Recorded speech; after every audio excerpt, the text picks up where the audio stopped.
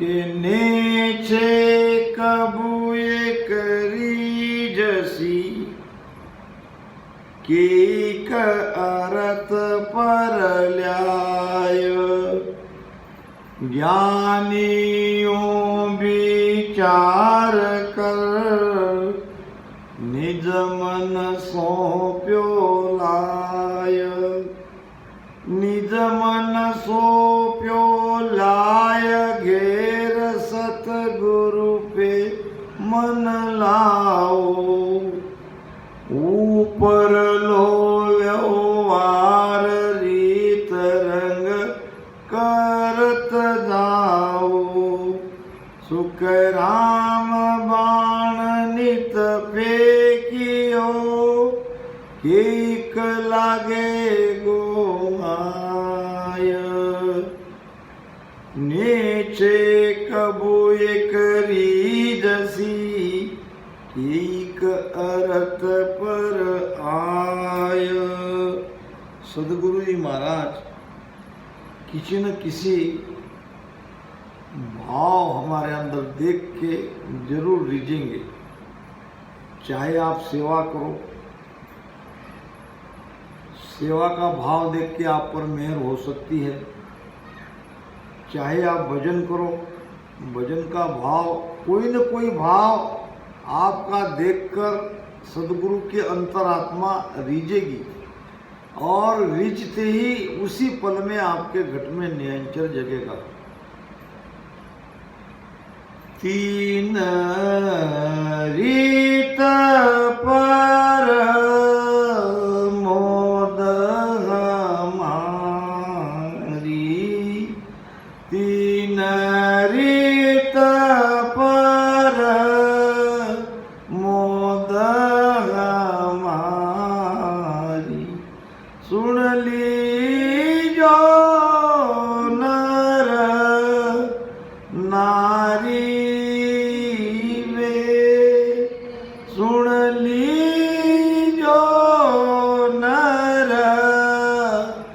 नारी वे चित आवे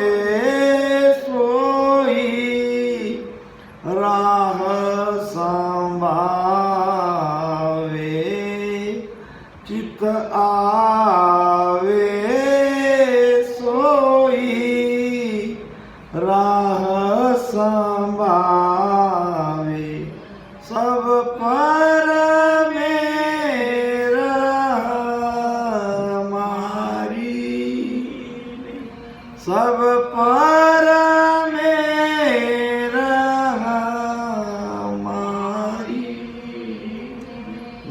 कार्य किसी एक अकेले का नहीं है। अब ये अपना रामदारा सिरपुर बना है तो किसी एक से नहीं चलेगा, इसमें हम सबका सहयोग चाहिए और सब एक ही काम नहीं करेगा। कोई खाली सत्संग सुनेंगे, सत्संग में उसका निज मन सुनने में है तो सुनते सुनते सुनने के कारण भी उस पर मेहर हो सकती है। कोई भजन सुमिरन करेगा तो भजन सुमिरन के भाव को देख के गुरु महाराज रिझ सकते हैं। कोई सेवा करेगा तो सेवा का भाव देख के गुरु महाराज रिझ सकते हैं। कोई अपनी मेहनत का पैसा यहाँ आके लगाएगा रामदारा के लिए, सत्संग के लिए, भोजन प्रसाद में, तो उसका ये भाव देख के भी सदगुरु रिझ सकते हैं। किसी न किसी भाव से, मगर कोई न कोई एक अंग हमको धारण करके भक्ति करती रहनी चाहिए। या आप सभी अंगों से भक्ति कर सकते हो। आप संगत भी सुनना, सुमिरन भी करना, सेवा भी करना और धर्म के लिए अपना धन भी लगाना। अगर ये चारों अंग से भक्ति करोगे और सदगुरु तो मानना ही मानना है, तो कोई न कोई भाव देख के आपके ऊपर मेहर जरूर होगी। तीन रीत प्रमोद हमारी, मेरे ज्ञान को धारण करने की तीन रीत है। सुन लीजो नर नारी बे, सभी भक्ति करने वाले राम स्नेही स्त्री पुरुष सभी सुनो। चित्त आवे सोई राह संभावे, आपके चित्त में जैसा आपको ठीक लगता है, जैसा भाता है, वो रास्ता पकड़ के चलो। सबके ऊपर मेरी मेहर है। कोई सेवक कोई शीश कहीजे, कोई सेवक सोई शीश कहीजे। के चेला सुन चेली में, कोई चेला सुन चेली में। याती नारी तो रहन न्यारी, याती नारी तो रहन न्यारी। मैं सब ही का बेली में, मैं सब ही का बेली में। तीन रीत पर मोद हरि। देखो गुरु महाराज क्या फरमा रहे हैं। कोई तो चेला होता है, चेला हो या चेली, कोई तो शिष्य भाव से भक्ति करता है, तो कोई सेवक भाव से भक्ति करता है। भजन सुमिरन तो सभी कर ही रहे हैं, संगत को सभी सुन ही रहे हैं, उसमें भी विशेष अपने आप को इन तीन में से एक साँचे में डालते हैं। उनका चित्त उसी कार्य में लगता है। किसी को लगता है कि मुझे रामधारा में जाके सेवा ही करनी है, तो वो सेवा के भाव से आता है और सेवा के भाव से गुरु महाराज को रिझाने का प्रयास करता है। और गुरु महाराज जब उनका अंतर्मन अंतरात्मा सेवा का भाव देख के रिझती है, तो उस पर तुरंत मेहर होती है। किसी को लगता है कि मैं शिष्य बनूं, तो वो शिष्य के भाव से गुरु के शरण में जाता है और गुरु की सेवा करता है। तो गुरु महाराज उसके उस भाव को देख के उस पर मेहर कर देते हैं, यानी उसका अंतरात्मा रिश्ती है तो मेहर हो जाती है। तो कोई चेला बनता है या चेली बनती है। इन तीन में से किसी भी अंग से आप भक्ति करो। महाराज फरमा रहे कि मैं सभी का बेली बे, बेली नाम रक्षक, मैं आपको पार करने वाला बैठा हूँ। आप किसी भी अंग से गुरु महाराज के शरण में आओ, भक्ति धारण करो, आप पर कृपा होगी ही होगी। अब चेला के लक्षण क्या है ये सुन लो। चेला हो चेली फुर्सत मेरा, चेला हो चेली है सत मेरा। तन मन धन लग, क्या है चाल?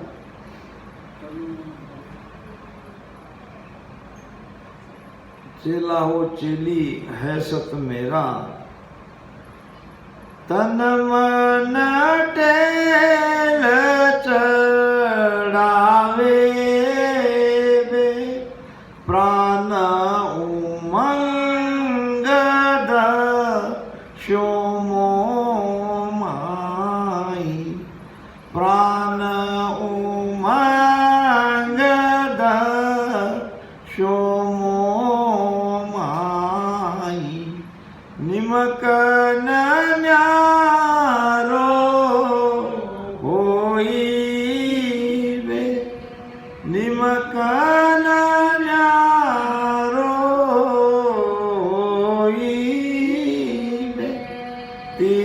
नरित पर मोद हमारी नरित पर मोद हमारी सुन ली जो नर नारी। देखो अब चेला या चेली,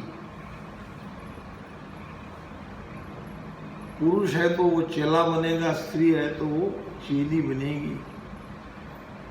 अब सच्चा चेला सच्ची चेली किसे कहते हैं, कैसा उनका स्वभाव रहता है और वो क्या करते हैं। चेला हो चेली है सत मेरा, तन मन टेल चढ़ाए। टेल नाम सेवा, अपने गुरु की तन मन से सेवा करते हैं। ये सेवा करने वाला गुरु के साथी रहते हैं, गुरु की जरूरतों पर ध्यान देते हैं, गुरु की सेवा में रहते हैं। इतना ही नहीं कि प्राण उमंग दसो मोहमय, अपना प्राण गुरु में लगते हैं। अब हमारा सबका प्राण किस में है, इस पर से समझ में आया। अभी नहीं है गुरु में। गुरु में तो जब संगत में आते हैं तभी लगता है। अभी हमारा प्राण हमारे बेटा बेटी में, पोता पोती में, माया में, और रहेगा। देखो अब, और आखिर में सबका प्राण अपने पर है। हम हमारी आत्मा की चिंता करते हैं। जब तक प्राण है तब तक हम अपने आप को बचाने की कोशिश करते हैं। वो तीसरी चौथी की किताब में बद्री का और उसके बेटे का वो दृष्टांत आता है कि ये तय हुआ कि मनुष्य हो या प्राणी, उनका प्राण किस में है, वो किसको ज्यादा चाहता है। तो बहुत लोगों ने उत्तर दिया कि हरेक प्राणी का, मनुष्य का प्राण अपने बच्चों में रहता है। और फिर वहाँ पे प्रयोग हुआ, एक बड़े से टंकी में एक खंबा गाड़ दिया, उसमें बंदरी और उसके बच्चों को डाल दिया और उसको पानी से भरने लगे। अब जैसे जैसे पानी बढ़ता वैसे वैसे बंदरी अपने बच्चों को बचाने की कोशिश करने लगी। टंकी पूरी तरह से पानी से भर गई। अब आखिरी उम्मीद बाकी थी। लोग देख रहे थे। जहां तक हो सके उस माँ ने अपने बेटे को बचाने की कोशिश करी। जब ज्यादा पानी आ गया तो अपने बच्चों को अपने सिर पर रखा कि नहीं, और बच्चों को सुरक्षित, उसकी जान बच जाए ऐसी कोशिश करी। मगर जब स्वयं बंदरी के नाक तक पानी आ गया, वो उसमें डूबने लगी, तो आखिर में उसने ये निर्णय लिया जो नहीं लेना चाहिए था। ऊपर के अपने बच्चों को उठा के अपने पैर के नीचे डाल दिया और ऊपर खड़ी रही। अब तुरंत पानी को कम करके दोनों, बंदरी और उसके बच्चे की जान बचा ली। मगर ये सिद्ध हुआ कि मनुष्य को, प्राणी को आखिर में अपनी जान ही प्यारी है। स्वयं का प्यार ज्यादा है। आप स्वयं मर गए तो सारी दुनिया मर गई। हम अगर जीवित है तो बाकी सारे उम्मीद जीवित है। तो ये जो प्राण हम अपने आप में लगा रहे हैं, वो पूरा प्राण गुरु में लगाते हैं, तब कहेंगे ये चेला है, तब कहेंगे ये चेली है। गुरु को मानते बहुत है, मानने वाले तो बहुत है। ऐसा नहीं है कि कुछ भी भाव नहीं है, भाव भी ज़्यादा है, मानते भी है। मगर महाराज ने आखिर में ये बात कहिए कि जैसे हम अपने प्राण को, अपनी आत्मा को मानते हैं, वैसे गुरु को मानना चाहिए। गुरु के अपना आत्मा, गुरु की आत्मा एक समान समझने चाहिए, तब वो चेला, तब वो चेली। शीश हमारे रहे घर अपने, शीश हमारे रहे घर अपने, यहाँ वे जावे बे, यहाँ वे जावे बे, सीख हमारी सब और लिख ली, सीख हमारी सब और लिख ली, न्यारो कछु नहीं बावे बे, न्यारो कछु नहीं बावे बे। अब शिष्य के लक्षण बता रहे महाराज। इब्राहिम अदन करके ये कोई बादशाह था, और जब उसको एक दासी के वचन जब उसके हृदय में लग गए, तो भागा भागा आया हिंदुस्तान में कबीर साहब के पास, और कबीर साहब ने आश्रम में उसे जो भी काम था वो काम बता दिया। क्योंकि मनुष्य जितना बड़ा, उतना उतना उसका अहंकार बढ़ा। भगवान गौतम बुद्ध के पास एक राजा आया शिष्य बनने के लिए, कहा कि मैं राजा हूँ और मैं आपका शिष्य बनना चाहता हूँ, क्या मुझे आप शिष्य बनाओगे?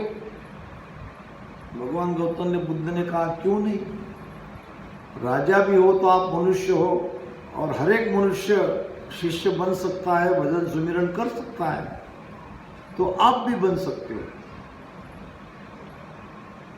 तो उसने कहा बताओ महाराज क्या है मेरे लिए आदेश, और मुझे कब आप शिष्य बनाओगे? भगवान गौतम बुद्ध ने कहा अभी मैं आपको शिष्य बना देता हूँ, केवल तुम्हें एक बात माननी है मेरी, अगर तुम ये बात मान लोगे तो मैं तुरंत आपको शिष्य बना दूंगा। उसने कहा कहो, मैं पूरी तैयारी से आया हूँ। तो भगवान गौतम बुद्ध ने कहा अभी के अभी जो ये राज वस्त्र तुमने पहने हैं, जो राजा का ताज पहना है, इसको उतारो।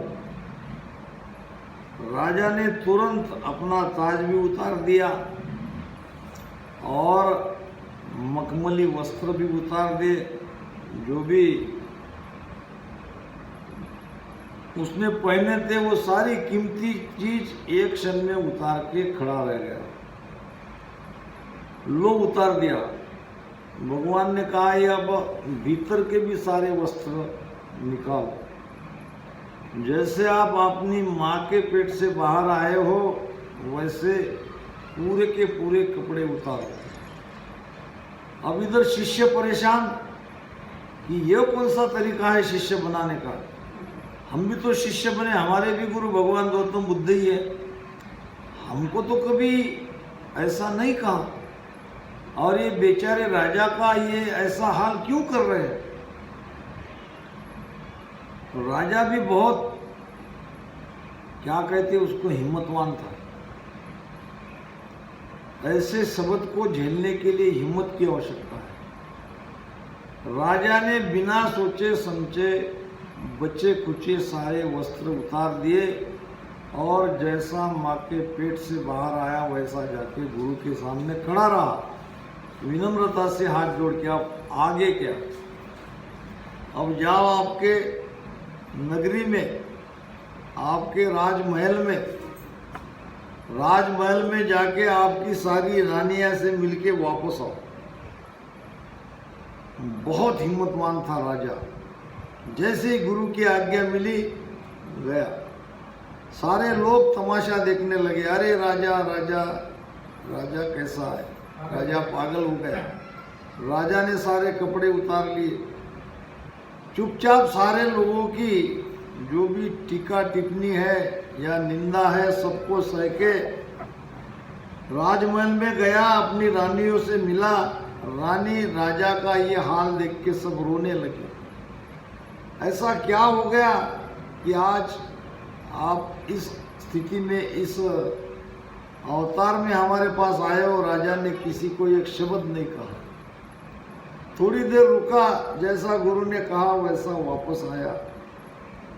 वापस आते ही भगवान गौतम बुद्ध ने उसके सिर पर हाथ रख दिया। हाथ रखते ही गुरु की कृपा हो गई एक पल में। फिर उसको सारे वस्त्र दिए गए जो शिष्यों के वस्त्र रहते हैं, और सबसे प्यारा शिष्य बना। अब वो चेलों के लिए, जो बाकी सब ने देखा, सब आश्चर्यचकित हो गए। फिर चेलों को समझा कर भगवान बुद्ध ने कहा, आदमी जितना बड़ा होता है उसका उतना बड़ा अहंकार होता है। आपने पूछा था कि इतनी बड़ी परीक्षा राजा की मत लो। भगवान गौतम बुद्ध ने कहा, मैं मजबूर हूँ, मुझे लेना पड़ा। ये राजा है, इसके अंदर बहुत अहंकार है।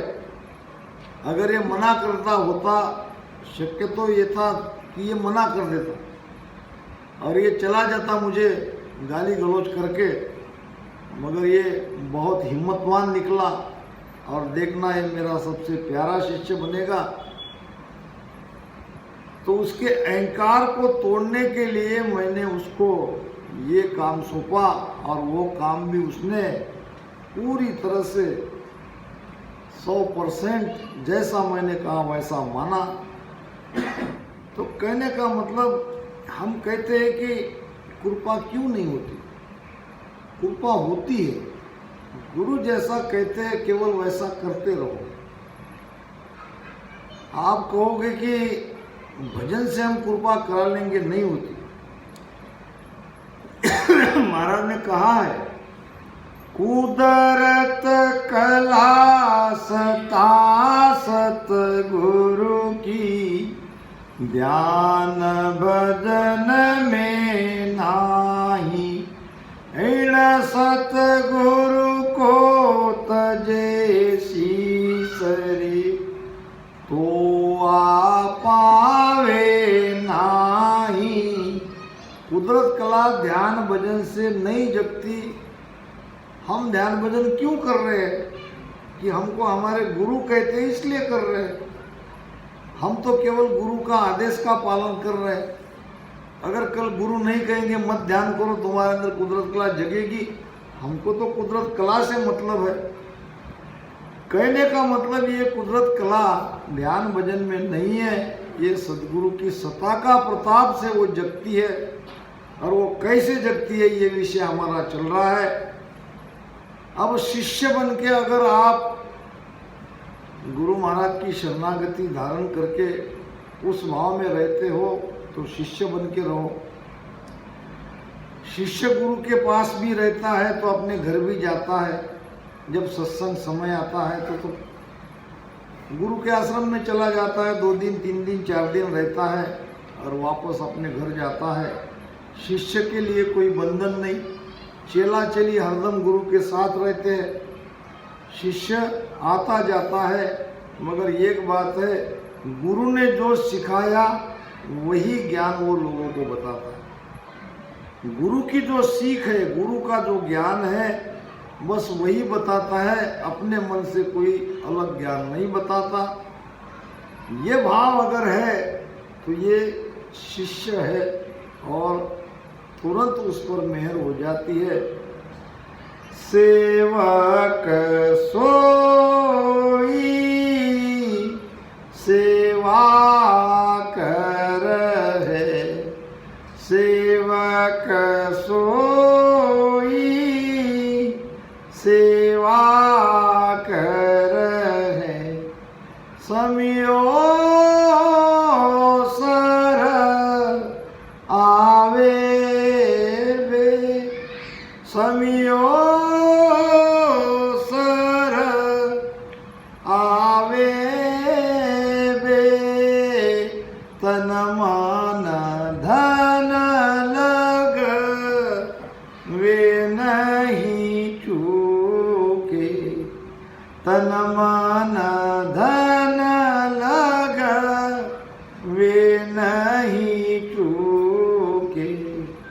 से सेवक सच भाई वे, से सेवक सच भाई वे।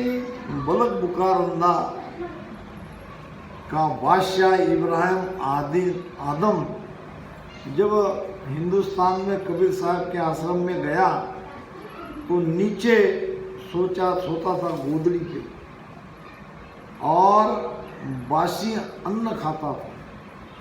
बाकी लोग उसे कहते कि तुम ये क्यों करते हो, तो कहता कि मैं अब कोई बादशाह नहीं रहा, मैं तो एक मामूली सेवक हूँ और मुझे मामूली जीवन जीना है।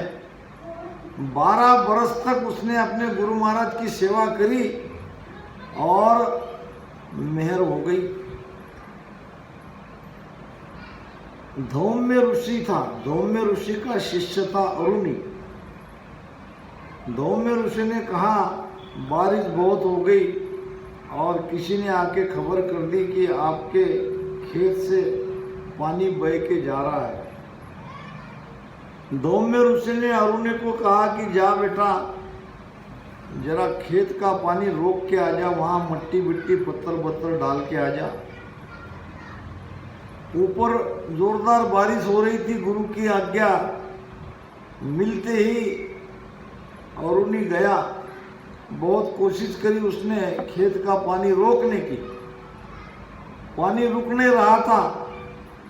फिर वहाँ पत्थर और मट्टी रख के वो वहाँ सो गया, लेट गया। उसके लेटने से, पत्थर मट्टी रखने से थोड़ी देर में वहाँ मट्टी का थर जमा हो गया और खेत से पानी बाहर जाना बंद हो गया। बहुत रात हो गई, अरुणी अब तक आश्रम में नहीं आया। इधर उधर उनके बारे में उसकी खोज खबर गुरु महाराज ने करनी शुरू की तो एक शिष्य ने बताया, गुरु महाराज वो तो दोपहर से खेत में पानी को रोकने के लिए गया है, अभी तक नहीं आया। तुरंत गुरु ने जान लिया कोई न कोई बहुत बड़ी खतरे में वो हो सकता है। स्वयं कुछ शिष्य को लेके धौम्य ऋषि अपने खेत में गए, देखा तो अरुणी के ऊपर मट्टी लगी थी, पूरे कीचड़ में वो फंसा था। पानी तो रुक गया था मगर अरुणी लगभग केवल उसकी श्वास चल रही थी। गुरु महाराज को देखने के लिए आवाज दिया इधर उधर से, नहीं आवाज आई तो वहां देखा तो वहां वो लेटा हुआ था। पानी को उसने स्वयं के लेटने के को रोक लिया। तो फिर गुरु महाराज ने उसको उठाया, साफ सुथरा किया और कहा कि धन्य हो, गुरु की आज्ञा हूबहू जैसी है वैसी मानता अगर शिष्य या सेवक तो उसके ऊपर कृपा होती है। अब सेवक सोई सेवा करे, सेवक तो सेवा करेगा। क्या सेवा करेगा? समय अवसर आया वे, जो काम उसको दिखता है, जो कोई कर नहीं रहा है, वो तुरंत करने लगेगा बिना किसी का आदेश लिए। और तन मन धन लग वे नहीं चूके। वहां तन से सेवा करनी है कि मन से करनी है कि धन से करनी है, वो चूकता नहीं और वो सारा काम अपना बराबर करते हैं। के सुख राम सुनो सब लोई, के सुख राम सुनो सब लोई, या मेद को सोई वे, या मेद को सोई वे, पतिव्रता को अंगता माई, पतिव्रता को अंगता माई, बचन न लोपे काई वे, बचन न लोपे काई वे। तीनों पर मेहर कब होगी? जो पतिव्रता अंग से अपना कार्य करते हैं। पतिव्रता की ये भक्ति है हमारी, तो पतिव्रता अंग से आप शिष्य बनो, सेवक बनो, चेला बनो, आप पर मेहर होनी है। इन सबसे अधिक वो है जो पतिव्रता अंग से गुरु का कार्य करता है, गुरु कार्य में लगा हुआ है। तो इस प्रकार से यही